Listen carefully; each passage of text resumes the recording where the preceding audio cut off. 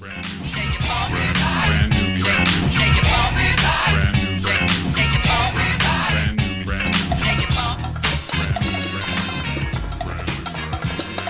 Caramel.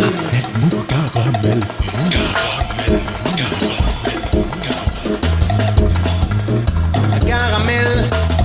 Mou. Caramel. Caramel. Mou.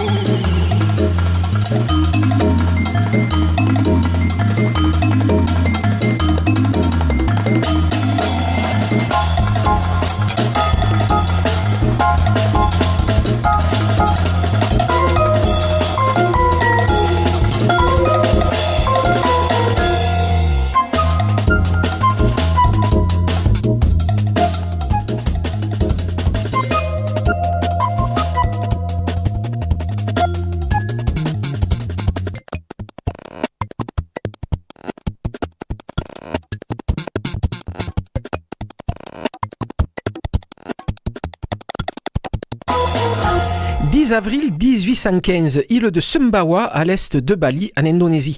C'est le début de soirée et après sans doute quelques milliers d'années de sommeil, le volcan Tambora entre en éruption. Des millions de mètres cubes de matières incandescentes sont envoyés dans l'atmosphère. Certaines atteignent même la stratosphère, circulant ainsi dans les hautes couches de la Terre et puis créant une grosse quantité d'aérosols d'acide sulfurique qui forment une espèce de film autour de la planète, renvoyant une partie du rayonnement solaire dans l'espace tout en laissant s'échapper la chaleur radiante produite par la Terre. S'en suivront 3 années de refroidissement réparties de manière très inégale autour de la planète, à peine sensibles en Russie, mais avec des chutes de 5 à 6 degrés dans certaines zones de l'Europe occidentale ou des États-Unis. Au Bengale, le manque de pluie et la non-arrivée de la mousson entraînent l'effondrement de la récolte du riz. 2 ans de famine s'ensuivent et la population plonge dans la catastrophe.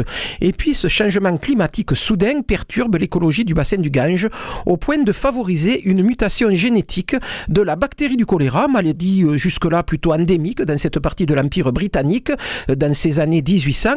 L'épidémie qui s'ensuit ravagera la population. 125 000 personnes y laisseront la vie puisque l'éruption du Tambora lui-même. D'autres effets surviendront un peu partout sur la planète. Ainsi dans le Yunnan chinois, les mauvaises récoltes à répétition pousseront les paysans de cette partie déshéritée de la Chine, après 3 ans de famine jamais vue jusque-là, à se tourner vers la culture du pavot à opium comme issue à la misère. C'est l'avènement de ce qu'on appelle aujourd'hui le triangle d'or.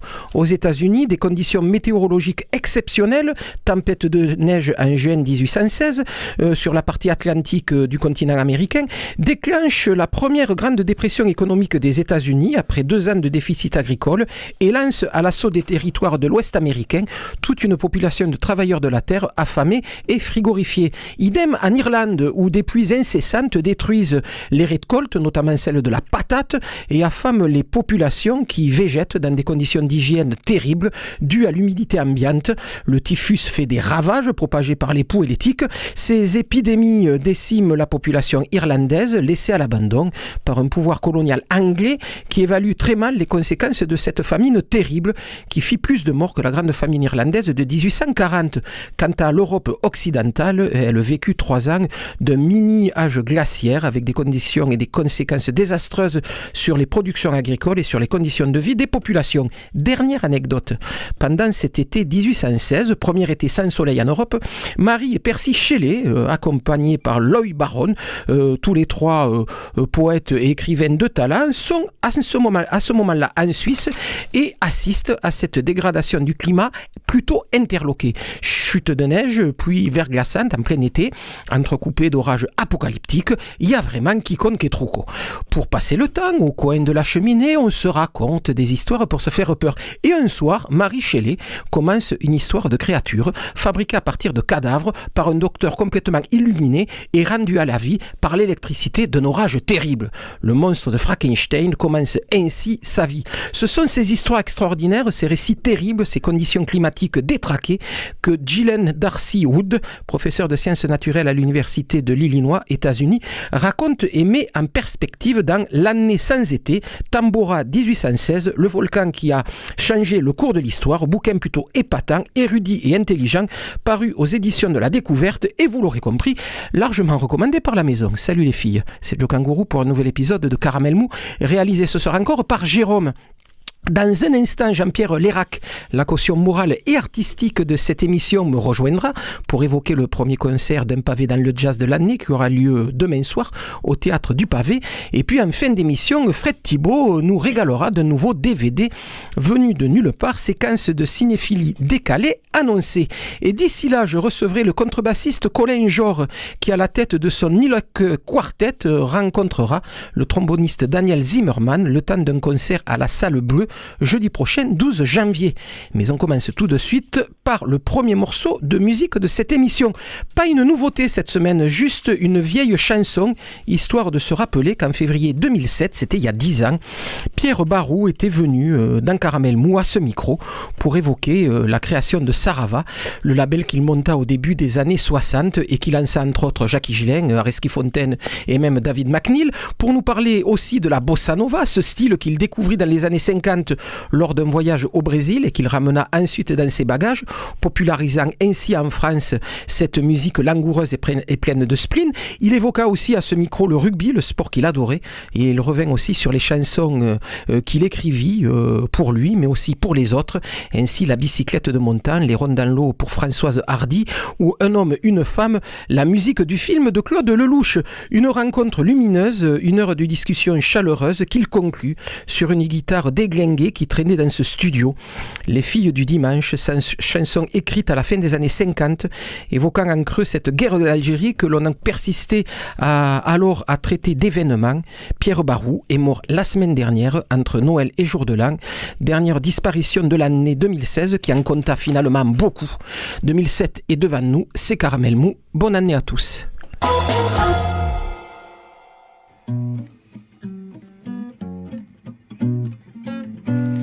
Ils étaient deux gamins, parlant de l'avenir, les yeux écarquillés sur l'horizon immense des joies qu'ils prolongeaient, jusqu'à n'en plus finir, en des rêves éblouis, ponctués de silence, leur merveilleux voyage, s'ils n'avaient pas de fin, s'en revenaient toujours, flâner dans les guinguettes, et leurs propos alors paraissaient un refrain, où prononçant ces mots, ils partaient en goguette. Nous les ferons danser, les filles du dimanche. T'en fais pas mon copain, je nous vois tous les deux dans un petit bal rieur, nous tirant par la manche, en les voyant passer elles aussi deux par deux. Pour l'instant il nous faut bûcher l'histoire de France. Tant pis si l'on oublie de nous donner des prix. Sur les bancs de l'école, nos projets de vacances nous feront patienter jusqu'à ces jours fleuris. Mais ces belles années, mon Dieu comme elles vont, et le temps écoulé, comme elles semblent brèves, ainsi les gosses un jour, à la belle saison, virent qu'il y avait loin, loin de la coupe aux rêves, ils eurent à leurs 20 ans, en guise de cadeau, ce qu'on donne aux enfants qui s'en vont faire la guerre, et c'est tout en marchant, le fusil sur le dos, qu'ils se disaient tout bas, tout comme une prière. Nous les ferons danser, les filles du dimanche. T'en fais pas mon copain, je nous vois tous les deux dans un petit bal rieur, nous tirant par la manche, en les voyant passer elles aussi deux par deux. Pour l'instant il nous faut bâtir l'histoire de France, comme d'autres avant nous s'y sont mis tant de fois, pour couvrir le canon notre belle espérance, pourra tout à loisir en donner de la voix. Ensemble ils sont partis, un seul est revenu, qui ne pourra jamais chasser de sa mémoire ni le bruit du fusil, ni la plainte éperdue de son copain tombé bêtement et sans gloire. Il reverra toujours l'expression de ses yeux, ce regard incrédule, cette immense détresse lorsque penché sur lui pour un dernier adieu, il lui disait tout bas ces mots de leur jeunesse. Nous les ferons danser, les filles du dimanche. T'en fais pas mon copain, je nous vois tous les deux dans un petit bal rieur, nous tirant par la manche, en les voyant passer l'aussi deux par deux. T'en fais pas mon copain, les beaux jours.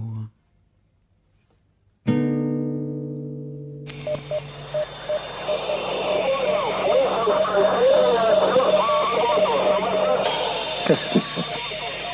Caramel mou.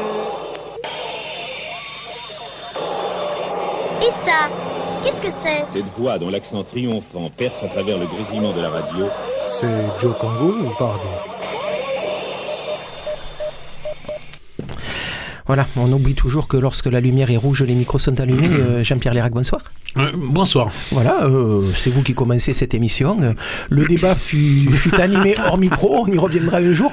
Par contre là, nous allons parler du premier concert de l'année d'un pavé dans le jazz. Nouvelle programmation, puisque la première partie de la programmation s'est éteinte fin décembre. Voilà, la nouvelle commence la semaine prochaine. Nous avions établi un programme jusqu'au 7 janvier. Voilà, donc ça fait encore partie, disons, de 2016. Donc voilà, et justement ce jour-là, c'est une raison supplémentaire de venir. Nous allons dévoiler la suite de la saison, qui est restée secrète jusqu'à présent. Donc nous allons ce jour-là présenter. On dévoilera d'ici la fin de cette émission, soyez-en sûrs. J'ai le programme sous les yeux. Voilà, donc ça sera l'exclusivité samedi. Voilà. Donc le 7 Sauf janvier, pour les auditeurs toujours de au Théâtre du Pavé, évidemment, avec un double plateau, comme d'habitude. Là, nous ne serons pas sur une première partie, on a vraiment deux parties très, très distinctes. La première partie, donc Guyana, un tout nouveau projet, ce sera même une première mondiale, une rencontre magnifique rencontre entre deux pianistes. Vous savez que nous avons la chance d'avoir, je ne sais pas pourquoi, un nid de superbes pianistes féminines à Toulouse. Nous avions parlé de Geneviève Faucroul, et on parle souvent de Christine Wodraska, qui est venue régulièrement à ce micro donc pour parler de sa musique. Représenter Christine Wodraska, vous savez combien on aime cette pianiste. Et donc là, c'est une rencontre avec Betty Ovette, qui est une musicienne qui vient de Paris et qui, elle, a navigué toute sa carrière sur la musique contemporaine. Donc il y a des affinités qui se sont créées avec ces deux pianistes. Betty Ovette a participé notamment au projet qu'a monté Christine sur Terry Riley. Et donc voilà. Donc, c'était il y a 2-3 ans avec la Fac du Mirail autour de Si minor. Voilà. In Si minor. Voilà, oui, INSEE, oui. Eh oui. Voilà, donc voilà, donc elles ont décidé de l'improbable, c'est-à-dire de se rencontrer, rencontre de deux mondes, et donc elles ont essayé, les affinités aidant, donc elles ont essayé de trouver un langage commun. Donc j'en discutais avec Christine justement encore cet après-midi, elles se sont retrouvées longtemps pour savoir sur quel truc elles allaient partir et tout, voilà, donc... Nous, on sait pas du tout ce qui va se passer. C'est ce qui est très excitant dans ce projet, c'est que voilà, c'est une vraie découverte pour nous en même temps. Et moi, je suis vraiment très impatient de voir. C'est un des paris les plus excitants qu'on ait fait depuis le début. C'est deux magnifiques musiciennes. Qu'est-ce qui peut donner qu'un résultat magnifique, voilà. Donc, je vous invite vraiment à découvrir en même temps que nous ce nouveau projet. Donc ça sera demain soir en début de programme à partir de. Avec deux pianos, vous avez compris sur scène. Oui, si voilà. C'est deux pianistes. Non, mais c'est possible qu'elles jouent sur le même piano, ça se fait aussi. Là, il y aura vraiment deux pianos sur la scène. Début du concert, 20h ou 20h30 20h30. Voilà, donc ça c'est la première partie. La deuxième. Et la deuxième, donc là par contre c'est un groupe qui existe déjà et qu'on connaît en fait sous le nom de TOC. On connaît sous le nom de TOC, et là c'est une version, disons, acoustique. Alors TOC, c'est un groupe du collectif Musix de Lille, et notre technicien devrait commencer à lancer la musique un petit peu pour que... Et donc TOC, je disais, est un groupe donc du collectif Musix avec Jérémy Ternois, Yvan Cruz et Peter Orens, et donc il nous avait fait un concert qui, il y a 2 ans à Luce, avait absolument mis tout le monde d'accord. C'était de la vie générale le concert du festival. Alors c'est vrai que c'était un concert avec une énergie rock, une musique un petit peu répétitive, une espèce de trance comme ça. Il nous faisait monter dans une espèce dans des boucles comme ça, et c'était absolument magnifique. Il se trouve que là, ils ont décidé de faire la même chose en débranchant les jacks. Voilà, c'est-à-dire la même musique. C'est forcément, il y a plus l'énergie rock, mais on retrouve cette musique, cette espèce de trance comme ça. Je crois qu'en écoutant le morceau qu'on va écouter, on va comprendre un petit peu la progression qu'il y a sur ces morceaux. Il y a une espèce, voilà, c'est vraiment, ça fait penser un petit peu au trio australien The Next. Je sais pas si vous connaissez. On est un petit peu dans cet esprit, un peu dans la musique répétitive, mais et complètement monté à l'énergie, comme on monterait une voilà. sauce à l'huile, où effectivement petit à petit Voilà. ça monte, et on sent que à la fin ça va complètement exploser. Voilà, ouais, on explose avec. Ouais.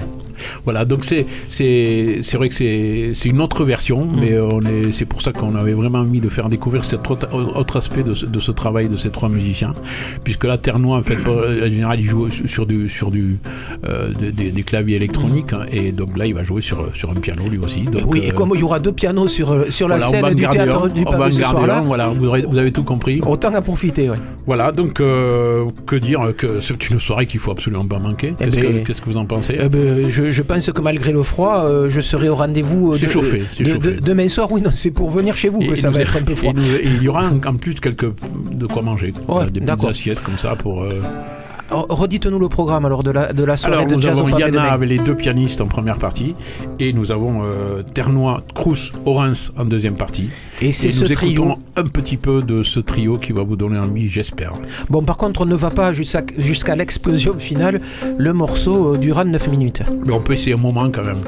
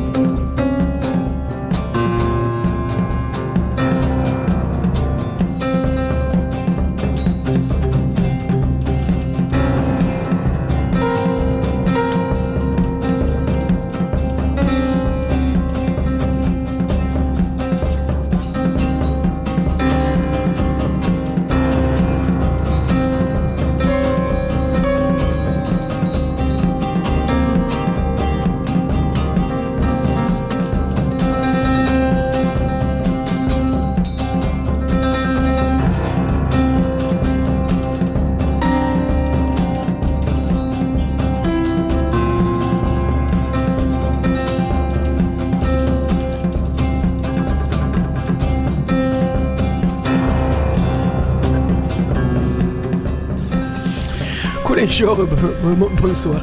Eh bien, bonsoir. Voilà, donc on vous a demandé de venir pour quelque chose d'assez précis. On vous connaît à Toulouse, notamment pour votre participation éclairée. C'est vous qui écrivez la plupart des morceaux, c'est vous aussi qui dirigez ce groupe-là, Niloc, un quartet, ouais. Avec Fabien Duscoms à la batterie, Xavier Guinche aux pianos électriques, oui. Et au saxophone Yvan Picot, voilà, qui joue de la clarinette basse, sax ténor et flûte traversière. Et vous-même à la contrebasse, dans Niloc Quartet, un groupe qui joue régulièrement dans certains bars à Toulouse, que l'on avait pu voir l'année dernière dans Jazz sur 131, voilà, dans plein de moments comme ça. Et puis là, on vous retrouve la semaine prochaine, ça sera le jeudi 12 janvier, à la Salle Bleue, à l'invitation d'Alain Lacroix. Avec un cinquième membre. Donc avant de parler de l'arrivée de ce cinquième membre, est-ce que vous pouvez un peu nous revenir sur la genèse de Niloc, le projet musical de cette formation qui est, par rapport à ce que font les musiciens qui la composent, est un peu différente de ce que par exemple Fabien Duscoms fait régulièrement ou que Xavier Guinche fait régulièrement lorsqu'il joue de la musique avec d'autres groupes? Je sais, c'est des gens qui font beaucoup de choses, oui. Mais je sais pas s'il est si particulier que ça. Ce projet finalement, à la base, c'est des morceaux que j'ai fait tout seul dans ma chambre et mon ordinateur il y a très longtemps. Enfin pour partie. Parce que je jouais dans d'autres groupes et que j'avais le besoin de faire vraiment ma musique. Et donc de cet ordinateur, j'ai sorti des morceaux que j'ai décidé de jouer live, en duo, puis trio, et en fait j'ai trouvé la forme adéquate avec le quartet. Et voilà, donc ça, la forme quartet a commencé en fin 2013 avec une première au mandala, avec Maëlys Marron au clavier. Après, elle a été remplacée par Bastien Andrieux, avec qui on a fait une petite série de concerts, puis Xavier Guinche, avec lequel on a travaillé beaucoup plus l'aspect acoustique du piano. Déjà parce que lui il est pianiste avant tout, et puis que ça collait bien vraiment avec l'écriture que j'avais des morceaux. Même si on a pu le voir jouer sur des claviers électriques. Oui, absolument. Là il a 3 claviers, c'est-à-dire qu'il a un piano, un Fender Rhodes et un orgue Farfisa. Donc avec une musique qui est une espèce de fusion avec une culture assez jazz, mais aussi des tourneries très funk. Vraiment pas seulement. C'est très. Je m'aperçois que c'est assez large finalement, et que je me soucie pas trop des questions de style. Oui, de style, c'est ce qui vient dans ma tête. Après, je trouve les moyens de le faire. Mais c'est jazz dans le sens où c'est des thèmes et des improvisations. C'est assez structuré comme ça, souvent. Voilà, des exposés de thèmes. Il y a une forme assez classique. Ce qui l'est peut-être moins, c'est qu'effectivement, ces morceaux sont pas basés sur... Il y a toujours une petite raison à tout ça. Il y a toujours une histoire. Il y a toujours les musiques, elles partent souvent plus d'histoire que de musique, quoi. Et donc voilà, je m'imagine une espèce de contexte. Et là, il y a une musique un peu comme une musique de film qui vient se poser là-dessus. Et c'est vrai que vous dites assez régulièrement que Niloc, ça a été un travail sur la mélodie. Moi je sais pas, c'est contre un peu à l'insu de mon plein gré, parce que les mélodies elles me viennent en marchant et je les siffle sur mon iPhone. J'ai fait une publicité. Ouais, je les j'enregistre mes idées comme ça, mais ça vient toujours en marchant. Et ça part souvent d'une mélodie, c'est vrai. Ah ouais. Mais oui, mais ouais. Vous l'avez dit même à ce micro la dernière fois que vous êtes venu nous parler de vos musiques. Donc si vous voulez, si vous voulez, je ne sais plus ce que j'ai dit il y a un an. On vous ressort la bande, mais nous on réécoute quand même. Comme ça permet de préparer les interviews. Mais s'il avait plus au roi, j'aurais pu tout aussi bien dire le contraire. Tout à fait. Donc Niloc Quartet qui va devenir un quintet jeudi prochain avec l'arrivée de Daniel Zimmerman. Avant de parler de l'apport et du pourquoi de l'arrivée d'un tromboniste dans Niloc, 2-3 mots sur ce musicien. 2-3 mots. Alors, on pourrait en dire beaucoup. C'est En fait, Daniel, c'est un copain. En fait, on a joué ensemble il y a très longtemps dans un groupe qui s'appelait un groupe de chansons qui s'appelait Les Saints Sauveurs dans la fin des années 90. C'était pas à Toulouse, ça? Non, c'était plutôt à Paris. Et on l'a rencontré, on a fait plusieurs tournées, on est devenus copains, on est resté copains. Et donc, lui, c'est quelqu'un qui vient de la scène funk, comme ça, qui a fait le CNSM et qui a vraiment explosé. Je pense que c'est un des gars, si on fait un peu d'histoire de la musique, c'est un des gars qui a contribué à faire des groupes de jazz et plus des réunions voilà, d'individualité. Et donc lui il avait cet esprit de groupe et je pense que DPZ c'est vraiment ça, c'est-à-dire que c'est c'est des gars qui faisaient des groupes et toute cette génération, je pense aussi on fait le pont entre c'est pas les seuls bien sûr, mais vraiment aussi entre la pop, le rock et la culture jazz quoi. À la même époque, le Groove Gang de Louro était sur les mêmes esthétiques et sur exactement. la même volonté de monter des groupes. Voilà, mais c'est une génération de jeunes gars qui ont fait ça à ce moment-là et ça, moi je pense que ça a libéré des choses, en tout cas en France, puis ça a fait du bien au jazz aussi, parce qu'il y a, je pense qu'il y a eu des groupes qui sont devenus populaires, et grâce à des gars comme ça. Donc, ils y ont contribué, tout comme comment s'appelle, Bernard Lavilliers a contribué à faire connaître la salsa. La salsa, effectivement, en France, à la fin des années 70. Nous ne réouvrons pas cette plaie béante. Jean-Pierre Lérac ne s'en remettra pas. Je sens qu'il y a un divorce dans Je le pense aussi. On va arrêter là. Pas pour l'interview, mais au moins pour le rappel de cette histoire. Oui, juste pour finir, ce que j'ai, parce que Daniel après, comme je te dis, de dire 2-3 mots sur Daniel.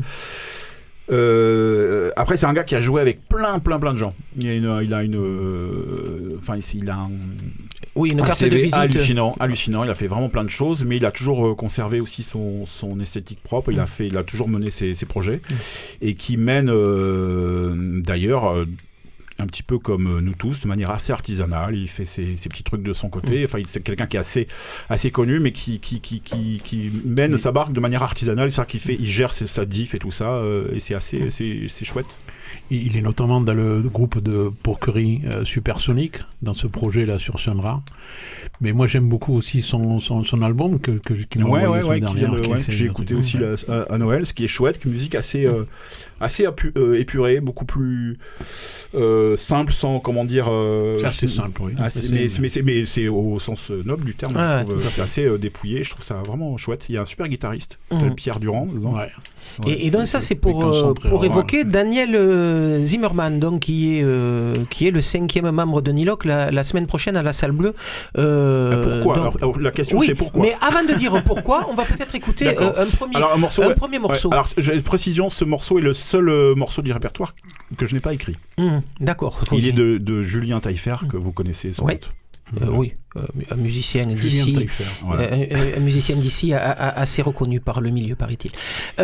Donc ça, c'est extrait d'une séance de travail. C'est une répète. Voilà, une répète. Pour le moment, il n'y a pas de disque, ça devrait arriver, mais il n'y a pas de disque. Et donc, on va dire tout de suite merci de nous avoir amené ces quelques notes de ce Niloc renforcé par un tromboniste, Daniel Zimmerman. On écoute ça tout de suite et on continue à en parler dans 3 minutes avec Colin Georges, le contrebassiste de Niloc Quartet. Je ne suis pas portugais. J'aime beaucoup les Portugais. S'il vous plaît. Donc, Colin Georges, le contrebassiste de Niloc Quartet.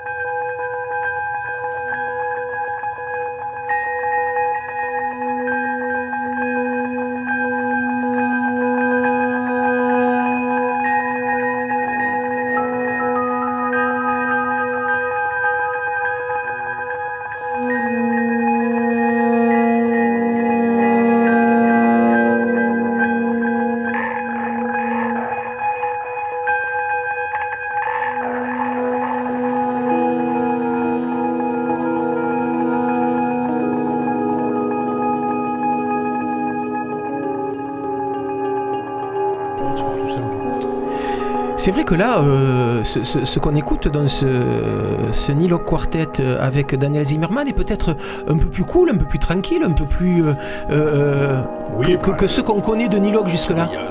Vous inquiétez pas, ça va bourriner des fois. Effectivement, je commençais à m'inquiéter. L'apport de ce musicien, de ce tromboniste dans le son de Nilock, pourquoi, hormis que c'était un copain, pourquoi un cuivre de plus? C'était pas l'histoire que ce soit un copain, c'était on voulait rendre le truc un peu plus orchestral. C'est que dans le quartet, effectivement, le rôle de l'exposé de la mélodie évolue souvent au vent, et que là, ça permettait de faire des sections. Et comme lui, il a toute une série de timbres différents avec des sourdines, et toute la palette d'Ivan avec la clarinette, la flûte, ça donnait plein de possibilités. Ce qui fait que c'était assez riche, et ça permettait de concevoir le truc, de donner un côté un peu plus orchestral. Ça veut dire qu'au niveau de l'écriture, c'est vous qui vous en occupez la plupart du temps, sauf le morceau de Taillefer que l'on vient d'écouter. C'est l'exception. Ça veut dire que quand vous dites vous écrivez pour des sections, ça veut dire que vous écrivez plusieurs voix, que vous écrivez plusieurs parties qui vont être... C'est paradoxal parce que je sais quasiment... je peux pas lire une partoche, quoi. Mais je sais l'écrire, quoi. C'est-à-dire que c'est vrai qu'on a... Là, je me suis pointé avec un dossier de partoche, et puis on a joué ce que j'avais écrit. On n'a pas changé beaucoup de notes, d'ailleurs. Je suis très fier.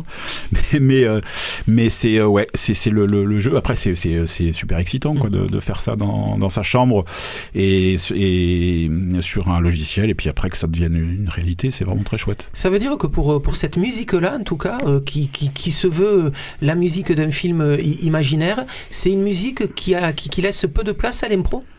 Au contraire. C'est structuré, quoi. C'est quand même, voilà, il y a ces points de rendez-vous, mais sinon après au milieu il se passe ce qui va se passer.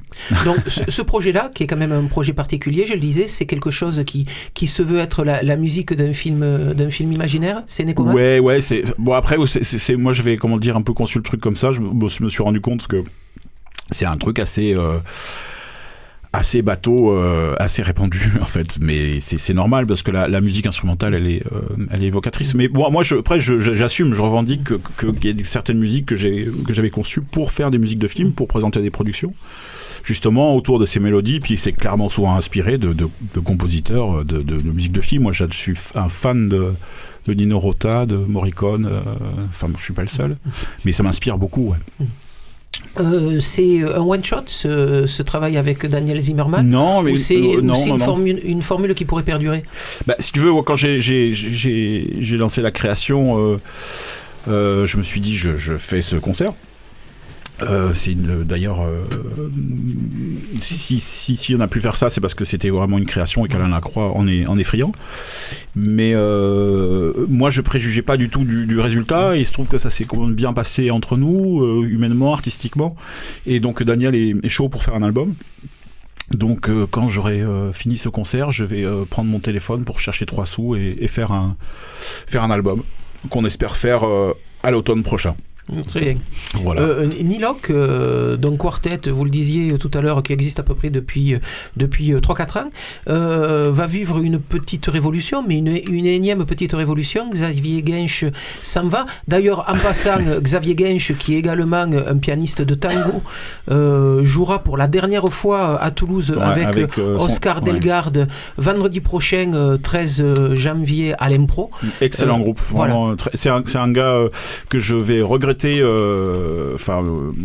humainement et artistiquement, parce que c'est un gars très très chouette, et puis on a vraiment bien bossé ensemble, et c'est un gars étonnant. Son univers autour du tango est assez est très riche, et vraiment il a développé un truc bien à lui, et je trouve que Jean-Pierre me dira pas le contraire, mais son groupe, l'Oscar, est vraiment impressionnant, quoi. Lui il a une activité là-dedans phénoménale, Et c'est lui qui écrit tout ça.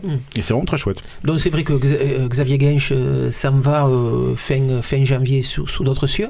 Le remplacement, il est prévu ou pas du tout? Oui, voilà. Donc, il va y avoir un autre clavier d'Andy Locke ou pas? Oui, bien sûr. Ouais. Et quel est l'heureux élu? Écoute, il y a Bastien Andrieux qui est toujours chaud, qui est toujours là, avec qui on a joué, on a fait des dates ensemble récemment. Donc Bastien Andrieux, le clavier de Mowgli et le clavier de BDC Label. Ouais, il y a lui, et puis en fonction des disponibilités, puis il y a aussi, on va peut-être faire quelques trucs avec Julien Touéry. Voilà. D'accord. Anciennement, Émile Parisien, quartet. Ouais. Enfin, anciennement, ils jouent toujours ensemble, mais il est chaud aussi. Donc voilà. Donc très bien. Donc ça, c'est les nouvelles formules de Nilock. En tout cas, la formule actuelle de Nilock, elle est entendable jeudi prochain. Ça sera le 12 janvier à la Salle Bleue, espace Croix-Baragnon, renforcée donc par un tromboniste, Daniel Zimmermann, une création. Et de cette création est tiré le deuxième morceau que l'on va écouter maintenant. Donc là aussi, morceau de répétition. Je suis quand même assez étonné par la qualité du son pour une répétition. Je dirais pas ça. Mais il y avait des machines, on avait branché des micros. Et alors apparemment des beaux micros. Le morceau qu'on va écouter, il s'appelle Au cœur du mal. Alors ça, par contre, le film existe. En fait, c'est une musique que j'ai imaginée à partir de la série de Bruno Dumont, Le Petit Quinquin. Et voilà. Voilà, le feuilleton d'artiste. Ça m'a inspiré une musique. Très bien. Et bien voilà, on écoute ça tout de suite. Avant donc de pouvoir aller découvrir cette création du Nilock Quartet avec Daniel Zimmermann à la contrebasse jeudi prochain. 20h30. 12 janvier, 20h30, s'il vous plaît. Ne vous moquez pas de mon accent parce que sinon, moi, je vais faire. Je suis bilingue. Vous parlez aussi le normand, c'est vrai. Donc, jeudi prochain, 12 janvier, à partir de 20h30, salle Bleue, espace Croix-Baragnon. Merci en tout cas, Colin Jor, d'être venu nous parler de votre musique.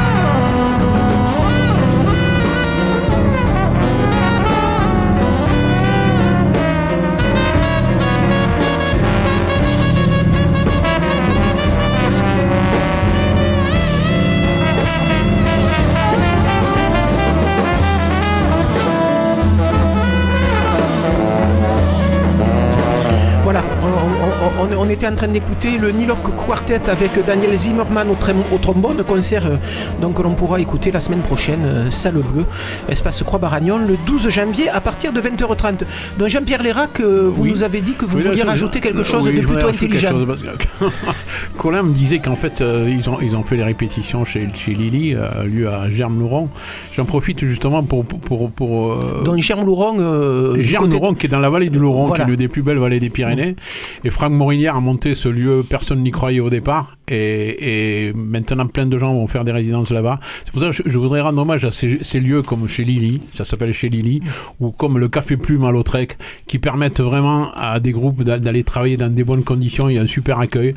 Donc merci Café Plume et merci chez Lily, parce que c'est... Voilà.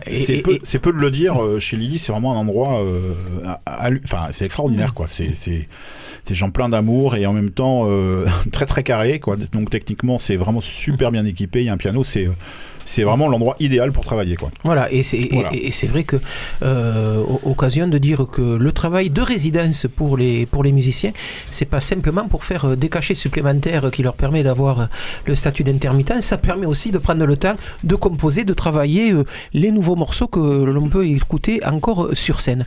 Merci beaucoup en tout cas Colin Jor d'être venu ce soir à Caramel Mou. Caramel Mou. Ce soir, sur la place, grande séance de cinéma avec le célèbre et audacieux Jim Parker et son cheval Dixie, de l'aventure et des galopades dramatiques avec les cavaliers du Far West. Oh, Jim. Daphne, I love you. Donc vous l'avez compris, amis auditeurs fidèles de cette émission depuis des lustres, lorsque l'on entend ce petit morceau, je crois que c'est Cinéma Paradisio, c'est ça ? Je sais absolument pas du tout. Il me semble. Absolument pas du tout. Comme je mets jamais de casque. C'est jour de fête. Donc, c'est jour de fête de Tati. Voilà, tout à fait. Mais je mets jamais de casque, alors je sais pas, je vais écouter ce jingle il y a très longtemps. Et donc c'est vrai que quand on entend ce jingle, Fred Thibault, notre bon professeur Thibault, est pas très loin. Bonsoir. Tout à fait. Bonsoir, petite fée de la FM. Oui. Comment allez-vous ? Ça va très bien. C'est le début de l'année, c'est formidable. Bah oui, très bien. Vous avez bien attaqué, je vois. Oh bah ouais. En discutant salsa, tout ça. Ah ben ouais, vous c'est aussi, important la salsa. Vous aussi, vous êtes un aficionado de ce style musical. Tout à fait. Révélé au public français par salsa le jour, salsa la nuit, Bernard Lavillien, salsa 77. le matin, salsa à midi, salsa le soir. Ça le suffit. Voilà, salsa toujours. Donc, écoutez, comme d'habitude, j'ai quasiment rien préparé. Là, vous êtes un peu gonflé parce qu'on s'est téléphoné lundi. Oui, mais tout à fait. Justement, vous laisser le temps de préparer. Je dois être absolument maudit, puisque je ne sais pas si vous vous rappelez, mais il y a 2 semaines, j'avais oublié mes notes. Oui, c'est vrai. Vous les avez pas retrouvées. La semaine suivante, je n'avais absolument rien préparé, et aujourd'hui, c'est un peu les deux qui sont réunis, puisque effectivement, j'ai oublié les notes. Donc, en plus, c'était un peu compliqué. Et donc, du coup, j'ai refait des notes, mais pas sur le film dont je voulais parler, donc ce qui rend la chose encore plus compliquée. Ouais. Compliqué pour vous. Pour nous, on va découvrir quelque chose de nouveau. Oui, ça va être un truc un peu récent, mais que j'ai vu il y a pas mal de temps, en fait. Donc, vous voyez un peu voilà. Ouais. Ça, donc, on va parler d'un film de 2016, ce qui est super étonnant d'ailleurs pour cette chronique. Oui. Voilà, d'un film qui n'est pas encore sorti, mais qui tourne en festival. Voilà, le titre, c'est un titre super joyeux. Ça s'appelle The Autopsy of Jane Doe. Voilà, l'autopsie de Jane Doe. Voilà, alors je rappelle ce que c'est que les John et Jane Doe. C'est le nom qu'on donne aux victimes donc non identifiées aux États-Unis. Voilà, quand on n'arrive pas à retrouver l'identité des gens pour les cadavres, on les appelle soit John Doe. Voilà, John Doe ou Jane Doe. Voilà. Et là donc c'est une Jane Doe, donc un film de 2016 réalisé par une femme. Oui, tout à fait. Réalisé par André Ovredal. Voilà, donc qui nous vient des pays froids. Je crois qu'il est suédois. Je crois que ce garçon avait fait, outre le fait qu'il a introduit la salsa dans le sud de la France, au début des années 2000. Ah oui, c'est le running gag, c'est le private joke. Mais ça me plaît bien. Donc il avait fait parler de lui. Donc en 2010, où il avait fait une espèce de bête de festival qui s'appelait Trollhunter. Vous savez, c'était un film de found footage. Vous savez ce que c'est que le found footage? C'est ces fameuses caméras embarquées. Vous voyez, c'est alors soi-disant c'est réel, etc., voilà, etc. Comme Blair Witch. Voilà, Blair Witch avait donné le top à tout ça. Bon bref, c'était un film assez malin, pas déplaisant, mais ça cassait pas des briques. Mais n'empêche, c'était devenu une bête de festival. Et puis depuis, pouf, ce garçon, on en a plus entendu parler jusqu'à récemment. Alors même moi, je m'en souvenais plus. Voilà, donc là, il revient pour un film en langue anglaise. Voilà, c'est son premier. Et qui m'a posé la question. Du coup, je m'y attendais pas, mais est-ce qu'on peut encore faire peur aujourd'hui ? Voilà. Moi, je suis un vieux routard du film d'horreur. J'adore ça. Parce que je pense qu'on peut se permettre énormément de choses dans un film d'horreur que l'on ne peut pas se permettre dans un film traditionnel, croyez-moi. Et donc, du coup, est-ce qu'on peut aujourd'hui faire peur ? Est-ce qu'on peut avoir les pétoches, etc. Et ben, du coup, j'ai pas de réponse parce que c'est à la fois oui et c'est à la fois non. Voilà, puisque je vais parler d'un peu d'un film bancal, donc qui lui aussi va très certainement devenir une bête de festival. Ça connaîtra pas de sortie, je pense, officielle, j'allais dire, en tout cas commerciale, et etc. Ça va tourner en festival et ça sortira certainement directement en DVD. Donc il faudra vous précipiter sur ce support pour le voir. Alors de quoi ça parle ce truc-là ? Voilà. On attend ça depuis 2 minutes. De quoi ça parle ? Parce que voilà. Alors je vais y venir. Alors c'est très très bizarre. J'avais oublié moi ce que c'était que les films concept. Moi j'adore les histoires au cinéma. J'aime bien qu'on me raconte une histoire, mais j'avais oublié ce que c'était que le film concept. Et là, on a affaire à un film concept. Et c'est pour ça d'ailleurs que c'est peut-être un peu fait de briques et de broc et un peu oui, un peu non, un peu réussi et un peu pas réussi. Donc en gros l'histoire c'est, alors ça va aller très vite. On est dans une petite ville, certainement aux États-Unis. Il y a eu quelques meurtres atroces dans une maison. On découvre un cadavre dans le sous-sol, un cadavre de femme. Ce cadavre est emmené donc à la morgue. Là, il y a un médecin légiste qui est assisté par son fils. Les policiers veulent des réponses très vite. Quelle est l'identité de ce cadavre ? Qu'est-ce qu'il a à raconter ? Qu'est-ce qui s'est passé en gros ? Et là, du coup, il y a une première partie. Alors là, qui est complètement formidable, vu qu'on a ce cadavre allongé, donc sur sa table de dissection, et on a ces 2 garçons autour. Alors je précise que la jeune fille qui joue le cadavre, auquel je vais rendre hommage, je vais prononcer son nom, qui s'appelle Olwen Kelly, qui passe le film donc toute nue, allongée complètement toute nue, et croyez-moi c'est assez difficile quand on est allongé toute nue d'arriver à faire passer quelque chose, vu qu'on est raide mort, et inerte, et pourtant ça marche, croyez-le ou non, il y a des petits trucs qui changent dans son visage. Il y a de la vie dans ce cadavre. Ne croyez pas si bien dire, et donc voilà, alors ça pour moi c'est une réelle performance. Donc on est allongé, on ne bouge pas, juste le regard fixe, et il y a des choses qui passent. Donc là, formidable. En route pour l'Oscar. Voilà. Et donc, à quoi on a affaire ? On a affaire en fait à un film de détective, puisqu'on va disséquer en fait ce cadavre, et que ce cadavre en fait a des choses à raconter. Alors c'est très gore, j'imagine. Voilà, rien ne va être laissé dans l'ombre. On va tout voir. Non, on va tout voir. Donc alors voilà, des fois, moi j'ai eu du mal un peu des fois à supporter, mais en tout cas voilà, Mais c'est surtout en fait, c'est un film. Je me suis rendu compte que c'était une sorte de trait d'union avec ce cinéma anglais des années 60, voire des années 50, d'union d'ailleurs représenté par la Hammer Film, puisqu'on a l'impression en fait de se retrouver dans un vieux Frankenstein de la Hammer, où on a Peter Cushing qui va dire « Oh, mais regardez, ce cœur, il y a quelque chose dessus, oh mon Dieu !» Voilà, il faut absolument, voilà. Sauf que là, il y a le gore en plus, vous voyez. Mais du coup, on a affaire ce truc, ce trait d'union, et c'est en gros, c'est un peu quand le procédé, quand tout le processus en fait scientifique rencontre le film de détective. Donc on va partir effectivement sur une enquête, et c'est vrai que c'est un peu comme un roman policier qu'on va dévorer et tout comme ça. Donc c'est un film qui parle beaucoup et qui montre à la fois beaucoup. Donc vous voyez, on se situe quand même un peu à la croisée de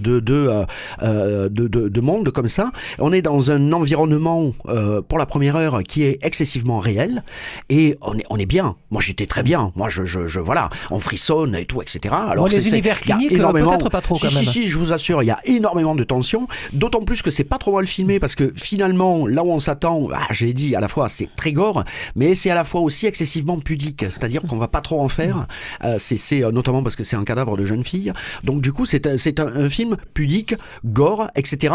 On a l'impression de voir un peu Sherlock Holmes, qui est ce vieux médecin légiste, avec son fils, son assistant, voilà, qui fait figure un peu de Dr Watson, voilà, parce qu'on est aussi dans cette veine-là, et donc voilà, alors là il va y avoir plein de petits indices et tout, etc. Donc là, l'enquête avance, on est fasciné, et au bout d'une heure, patatras, André veut nous faire le malin. Voilà. Alors il a introduit la salsa, on le sait maintenant, ça c'est bien, mais il veut nous faire le malin, et donc du coup là, évidemment, l'argument fantastique va arriver, voire l'argument horrifique.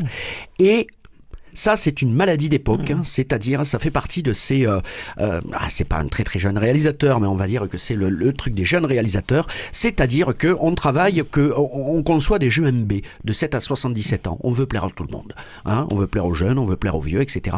On ne peut pas plaire à tout le monde. Il ne faut pas ratisser large, surtout quand on fait un film d'horreur ou un film fantastique. Il faut être radical, etc. Du coup, toute l'attention retombe, on se retrouve, il y a une espèce de cassure dans le film qui est très très très mal gérée, et on se retrouve, alors pour le coup, dans un film là purement fantastique, qui est un film de sorcière, qui aurait pu être très bien d'ailleurs, mais il fallait amener l'argument soit beaucoup plus avant, soit beaucoup plus intelligemment. Si on peut passer cette porte, comme je dis, je pense qu'on peut s'amuser jusqu'au bout du film, puisque là alors ça va devenir un truc avec orage, etc. Au désespoir. Exactement, les morts là qui vont sortir, qui vont pas danser la salsa pour le coup, mais qui vont sortir un peu de leur coffre là, de leur tiroir de morgue, etc. Et qui danseront la danse macabre. Voilà, exactement. Donc du coup, voilà, et on se retrouve dans un truc finalement qui commençait très bien, qui était pour le coup assez original, très intimiste, voilà, c'était un seul décor quasiment, une seule pièce, etc. 2-3 personnages, et on était bien. Mais il ne faut pas faire le malin. André, il ne faut pas faire le malin. Si tu m'entends, ne fais plus jamais le malin, André.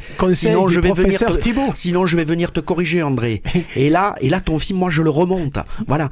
Donc, du coup, voilà. Donc, c'est un peu dommage. Ça vaut quand même le coup d'œil parce que je pense que ça reste quand même un peu le haut du panier de ce qui peut se faire en cinéma horrifique aujourd'hui. Mais du coup, voilà, il y a cette cassure scénaristique très, très, très mal gérée.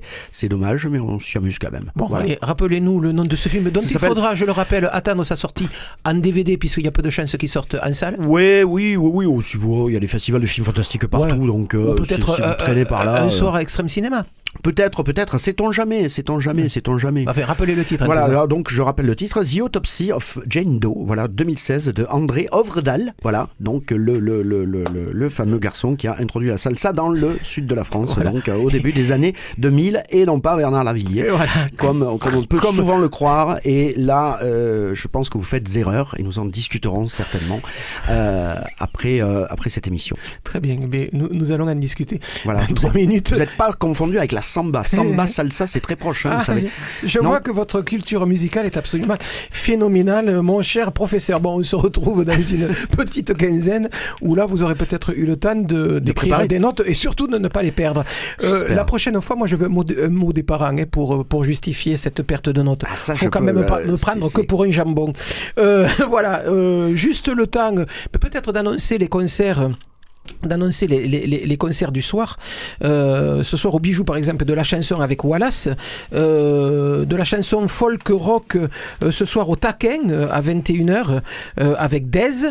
Ce soir également, j'avais un peu repéré que Guillaume Ramaille Trio du jazz sera au Candela à partir de 21h et que les Fils du Vent de la chanson seront eux au Bohème à partir là aussi de 21h. Demain, ne ratez pas au Bruegel à 21h la Marmaille, mini fanfare plutôt décapante. N'oubliez pas non plus la soirée de rentrée d'un pavé dans le jazz avec un double plateau demain soir. Yana, le duo de Betty Ovette au piano et de Christine Vodraska également au piano, composition pour 2 pianos. Et puis le trio Termoy Cruz Orens demain soir à partir de 20h30 au théâtre du Pavé. Et puis pour finir le week-end, vous allez peut-être aller au Taquin à 19h30, il y aura du ska avec David Hilliard et puis les Rocksteady. Et puis mercredi 11 janvier, je vous conseille d'aller à la salle Nougaro écouter une jeune chanteuse Awa Lee qu'on avait pu découvrir il y a 2 ans avec un album absolument splendide. Awa Lee à la salle Nougaro mercredi 11 janvier à 20h30. Là aussi, concert largement recommandé par la maison.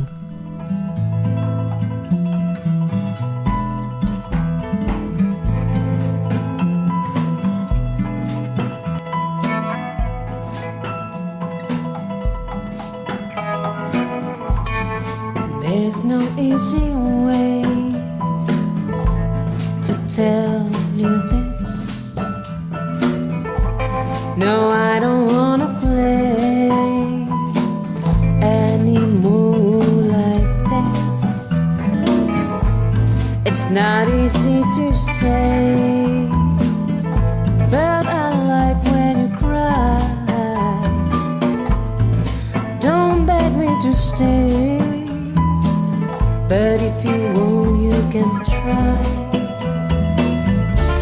I'm leaving today, and I hope you will miss my eyes, my smile, my arms, and my tender kiss. Doom, doom, doom, doom, doom, doom, doom. Doom, doom, doom, doom, doom, doom, doom.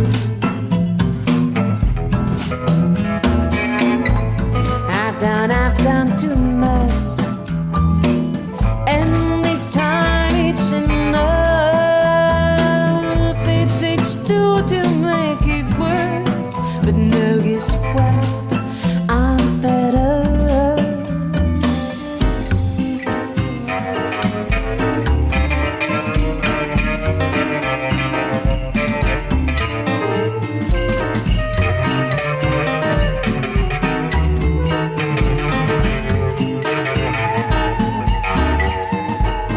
I'm living today, and I hope you will miss my eyes, my smile, my arms, and my tender kiss. Doom, doom, doom, doom, doom, doom, doom. Doom, doom, doom, doom, doom, doom, doom. Tu me demandes de rester. Doom, doom, doom, Awa Lee. Donc l'on pourra écouter à la salle Nougaro mercredi 11 janvier à partir de 20h30. Voilà, Caramel Mousse, c'est terminé pour aujourd'hui. Dans 2 secondes, on retrouve Monsieur Wifong pour la première émission de 2017 de B-Side. Et puis nous, on se retrouve la semaine prochaine, même heure, même adresse. Et je pense que d'ici là, nous aurons sans doute résolu cette question. Alors, Jean-Pierre Lérac, c'est qui a introduit la salsa sur la scène française, hein? Qui? Il la ramène, mais il le fait pas.